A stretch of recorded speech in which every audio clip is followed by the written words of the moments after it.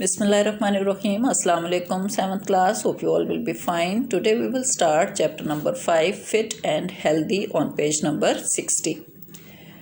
We know that no two people are exactly the same. Fitness can mean different things to different peoples. हम जानते हैं कि कोई से दो लोग हमेशा एक जैसे नहीं हो सकते और उनके नज़दीक जो फिटनेस का मयार है वो भी एक जैसा नहीं हो सकता.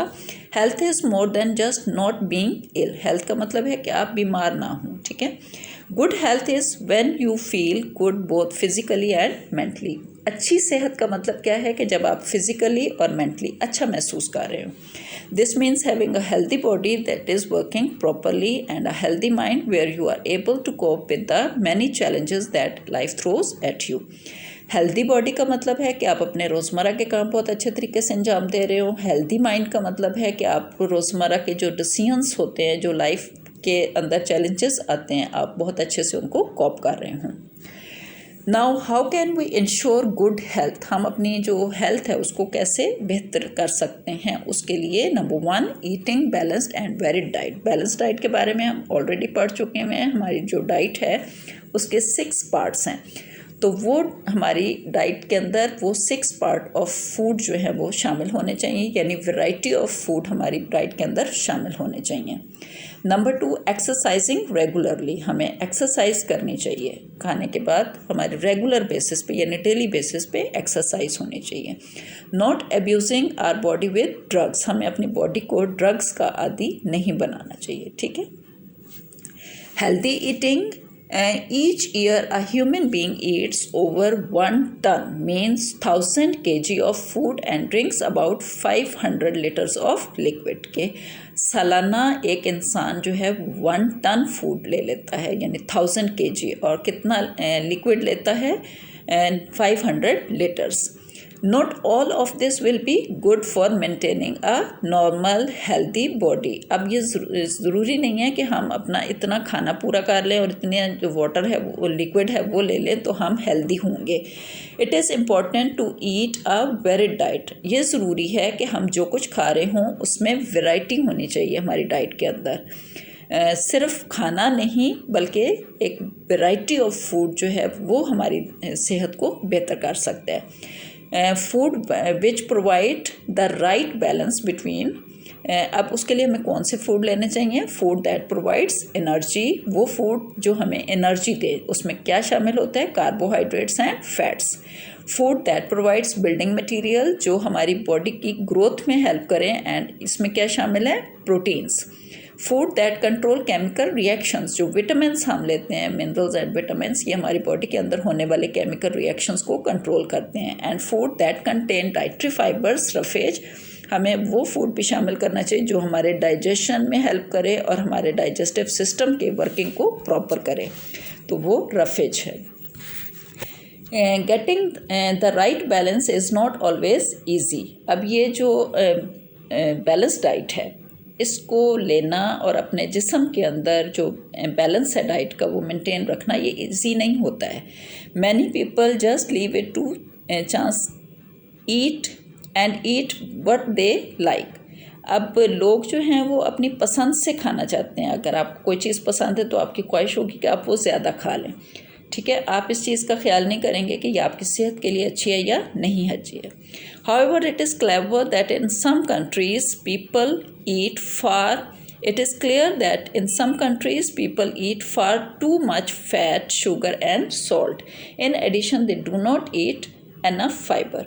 अब कुछ जगहों पे लोग जो हैं वो फ़ैट का ज़्यादा इस्तेमाल करते हैं, शुगर और सॉल्ट का ज़्यादा इस्तेमाल करते हैं, जबकि वो फाइबर का इस्तेमाल कम करते हैं. मतलब जो चीज़ें आपको मीठी चीज़ें बहुत पसंद है अगर, तो आप मीठा ज़्यादा खाना शुरू कर देते हैं. आपको सॉल्टी चीज़ें ज़्यादा पसंद है तो आप सॉल्ट ज़्यादा लेना शुरू कर देते हैं. आपको फैटी चीज़ें पसंद है तो इंसान अपनी पसंद के मुताबिक खाना शुरू कर देता है, जो कि हेल्दी नहीं है.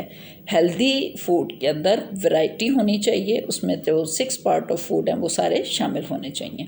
अब ये किस तरह से हमारे लिए इम्पॉर्टेंट है. एनर्जी फूड जो हैं ये क्यों हमारे लिए इम्पॉर्टेंट हैं.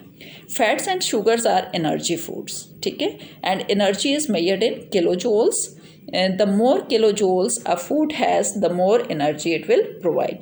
कि ये जो एनर्जी फूड्स होते हैं ये हमारी बॉडी को एनर्जी देते हैं। जितना इनके अंदर किलो जूल्स ज़्यादा होंगे उतनी इनके अंदर एनर्जी भी ज़्यादा होगी।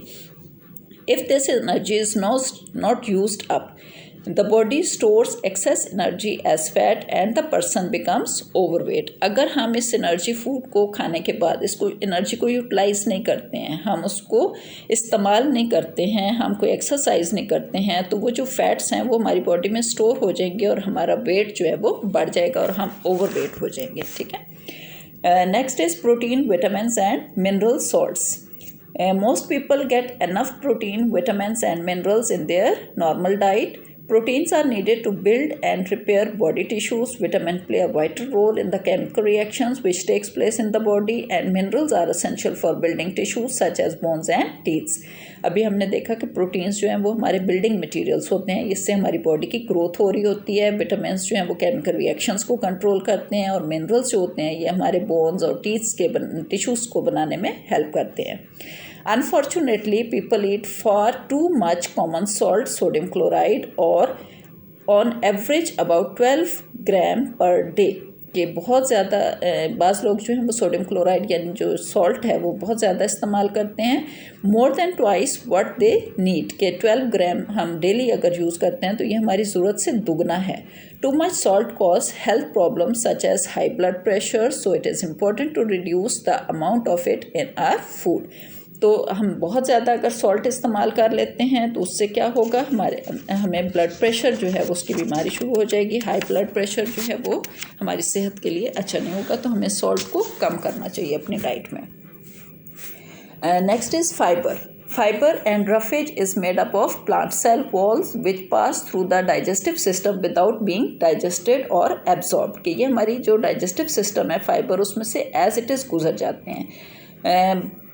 It gives the muscles in the walls of the digestive system something to push on। इसका काम क्या है कि ये हमारे जो डाइजेस्टिव सिस्टम है उसके मसल्स के अंदर जो फूड को पास करने में आगे हेल्प करते हैं।